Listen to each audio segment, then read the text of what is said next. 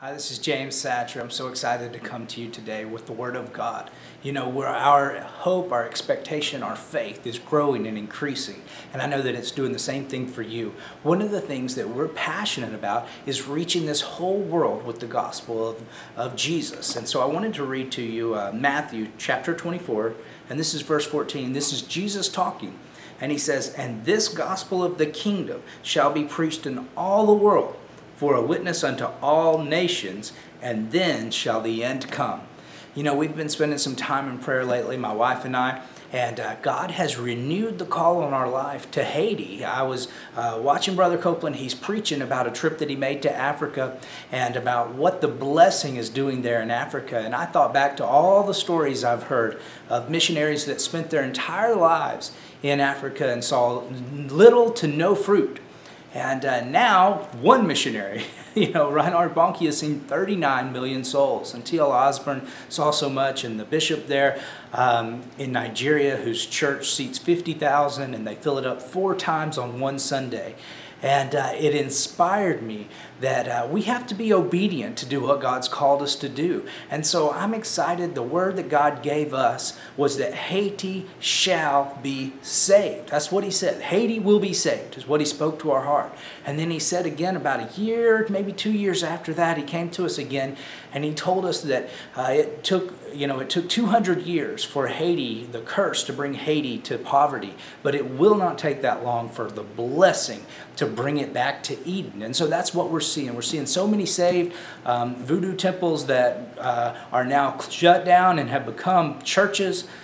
We see people come to the crusades. They get changed. Their lives get changed. One little girl, sweetest smile you ever saw. But on the very first night of this past crusade, her ear was open. She was deaf in one ear, and God touched her ear and opened it, and she was able to hear. And boy, you should have seen her. Each night she'd come back to the crusade excited to hear more about this Jesus who's still working, who's still doing great things. So our vision is increasing. God's talking to us and he's told us, he said, look, you don't have to know exactly where it's coming from. So let me be clear. I'm not, looking to you. I'm not looking to any man as my source. I look straight to God. And God has told us to believe him for 100 partners. For 100 partners is where we're believing for right now. He's also spoken to us about one $10,000 a month partner. That's so easy for God. I don't even have to know where it's coming from. I just have to believe for it. And then I'm also, I don't want to, knock any of you off your seat, but I'm believing God for $1 million gift. It happens all the time. And there's so much to be done. There's so many churches that are ready to be planted, so many towns where we need to be preaching the gospel. The last large town we were in, I remember we had 3,500 people the last night of the crusade because people had heard about all the miracles and they didn't want to miss out. And so anyway, I'm excited about what God's doing. I wanted to show you this painting. We actually got it from Haiti, and we had it on our wall for over a year.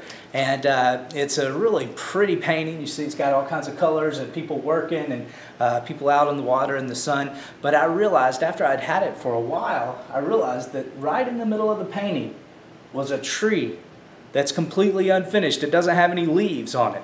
And the Lord spoke to me and he said, look, that's the way Haiti is right now when it comes to me. It's beautiful. There's great things going on there, but it's still unfinished. And so I want to encourage you, if the Lord's telling you to help, then get on board and help. And if he's not telling you to help financially, hey, get your faith and line it up with ours and believe God for great things for the people of Haiti, that the whole nation will be saved, because once we all step up and do what we're called to do, then the end will come and we'll all get to go home.